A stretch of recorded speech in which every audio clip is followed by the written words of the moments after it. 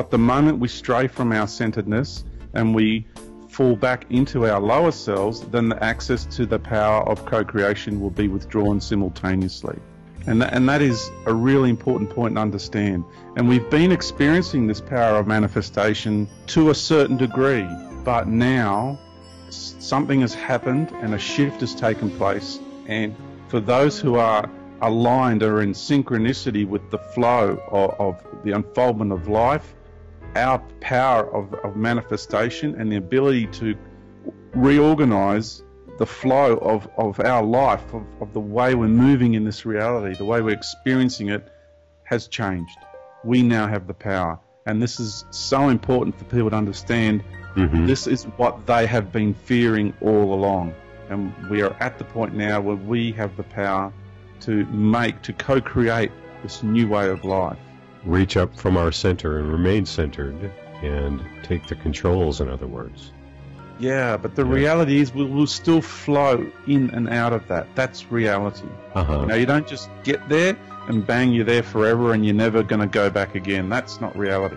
2 steps forward, 1 step back, 5 steps forward, 2 steps back. Okay. That's reality. Okay, but George, from my understanding of what you just said, and from what I've gleaned from many others that I have paid attention to, and from my own, ultimately from my own inner knowing, is that where we are at this point in evolution on this planet was put in place a long time ago. Yes. It's not like something that just like totally popped up, but it's just how evolution is.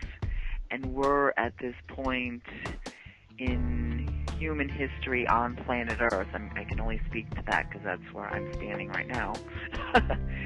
Yeah. And we chose to be here now to participate in this because it was known that this was going to be happening. Do you agree with that? Yes, I agree. Okay. We signed up for this. We stood in line for it. Yeah. Prior to this incarnation, right? We jumped up and down and wanted to be here. Yeah. Sorry, go on. I know. I just want to say I just kind of want to congratulate us all. Yeah. It is participating in this. Oh, look, we are considered heroes. That's one of the things when I took that journey up through the dimensions of the universe. When I was there with my galactic family in that craft. That's one of the main things that surprised me when I was reunited with them, was the energetic exchange, the overwhelming feeling that I got from everybody was how much I was being honored and revered by them. The courage, they say, for a being to come here and relinquish their divinity in order to come into this reality and do what we are doing as ambassadors and way showers. It takes more courage to come here to Earth than any other reality in the universe. Yeah. I'm recognizing that big time.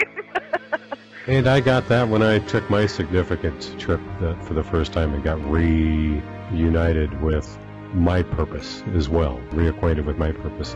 Just like you said, there was a celestial celebration of this heroic return, and it was basically just kind of reminding me of why we are here. And isn't that a vastly different perspective to the other perspectives that are going around at the moment? This propaganda that we are children and we are backwards and we need help. Right. Oh boy. Yeah. But the other thing is I hate using the word but. However, George, I'd like you to address this. Is that even though we're all on different steps or different rungs of the ladder, different steps on the staircase, however, which is my favorite analogy, that's how evolution goes, and we're not all in the same place. And it's all it is all in perfect order. Mm-hmm. And there are those that are ahead of us, and there are those that are behind us. But if if I'm on the 200th step and you're on the 300th step, and I have a friend who's on the 100th step, and somebody pulls out the 57th step, we all fall down. We can't do without the progression and the forward momentum. And quite frankly, I don't think there's anything, I don't know, I don't think it can be stopped. It's just... Yeah, how about this perspective too, Kimberley, that the people who are further back or further down the rung are there because maybe they're carrying a really, really heavy load too. Yeah. You know, and they're just walking a bit slower than the rest.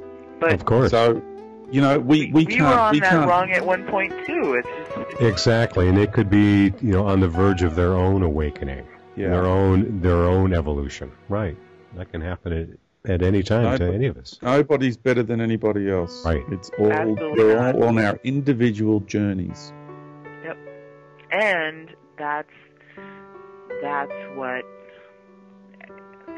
this is all about, is to recognize that and to understand that we're all in this together, and to celebrate it, and to not judge.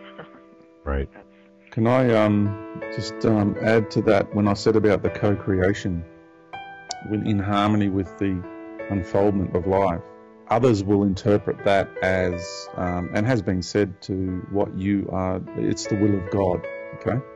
That's another interpretation of it, because it is, the unfoldment of life is the will of the Creator, but not in a religious sense. So let's take it with that, you know, I just want to explore that perspective of the harder edge to it, you know, because that's the good and evil perspective.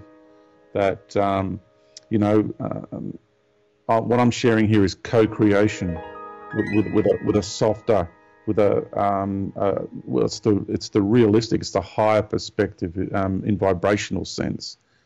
But from the third dimensional paradigm sense, from that perspective, they will say you're doing what you're doing because you are following the will of God. Everything that is happening is because the will of God has bestowed this upon you. And so it is a slight twist, a slight slant on the reality of it. And this is how our minds go into these sort of, we go into this like internal sort of contorted state and conflict, and it's what creates that internal divide. And it's important to explore these different avenues. If you need to sit down, and I feel that, Kimberley, you know, you've been doing it a lot lately, and we all go through these phases, is we sit there and we really explore it. We feel into all of these, as painful as they will be too, and as emotionally weighing down as it may be, it's still important to explore these different perspectives and see how you feel about it, and talk to people about it, and nut it out, because, you know, this journey through duality, it's so important. I was speaking to a lady in an email exchange. Oh my goodness, it's amazing how a person can be promoting love and light, but then on the next breath will turn around and say, Jesus teaches us to hate our lives here. And I was just so shocked by that statement. And that is not true. That is not the Jesus I know. No. Okay? That's not the ascended master that I know. Yeah. No, right? So it is that hard edge. It's that slant on things. And it is important to explore that, because we can easily get caught up in that paradigm of judgment of it's either this or it's that. You're either with us or you're against us. A notable president said that in recent times, you know. It's that dualistic concept, you know.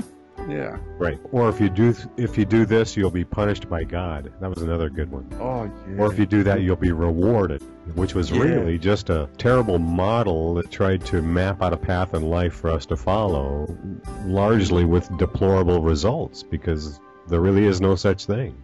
We can choose to evolve. We can choose to expand our consciousness. And the more we choose it, the more it does. And it just goes on and on and on ad infinitum. Or we can stay on the 52nd rung and stay there, you know. What has happened with me in my expansion of my own awareness is I like it out there. You know, I like it out on that leading edge of thought. I'm not, the comfort zones are no longer comfortable for me. Yeah. And you know, Shirley MacLaine, what courage back then, out on a limb. Come on, you know.